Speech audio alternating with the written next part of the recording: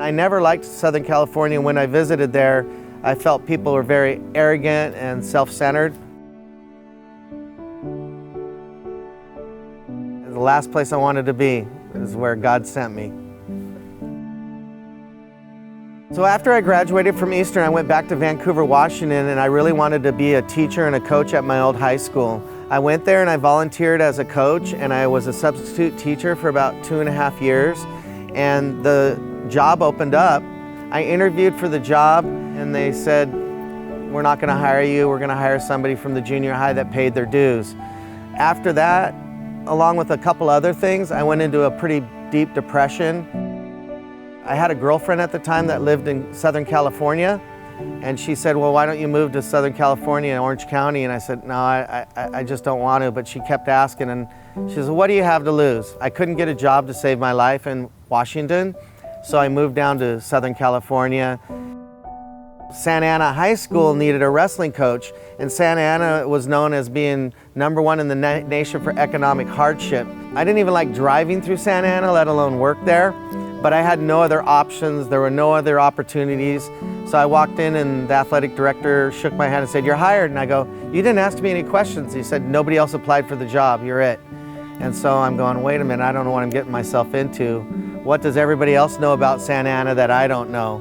And so that was 1990, September 1990, and I was there for 29 years at that school, teaching and coaching. So the school I was at was 98% Hispanic. We were the pariah of Orange County wrestling. We were one of the worst of the worst. And we were also kind of had this perception that the kids were thugs and thieves and vandals.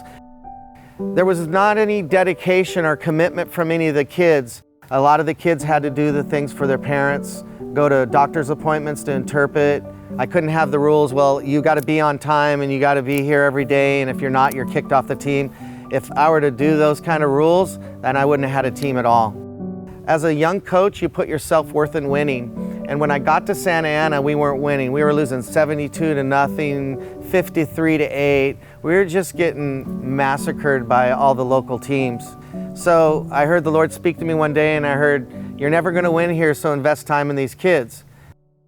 We were pretty bad our first year, and a lot of teams looked at us negatively and thought that we were going to be an easy win. And then all of a sudden we started winning and gaining the respect of Orange County. In California, there's 580 schools in our southern section, and 380 of those schools have wrestling.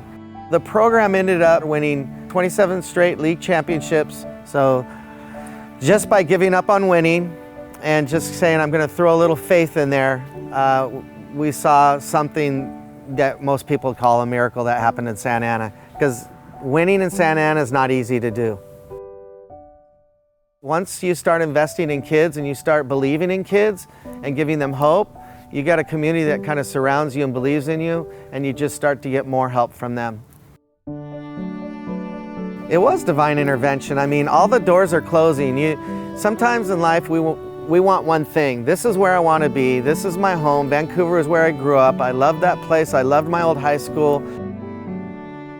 I applied for jobs all over the state of California and Oregon, and it just didn't happen, and nothing came open. And so that's where I was sent, the last place I wanted to be, and sometimes the last place we want to be is the best place to end up.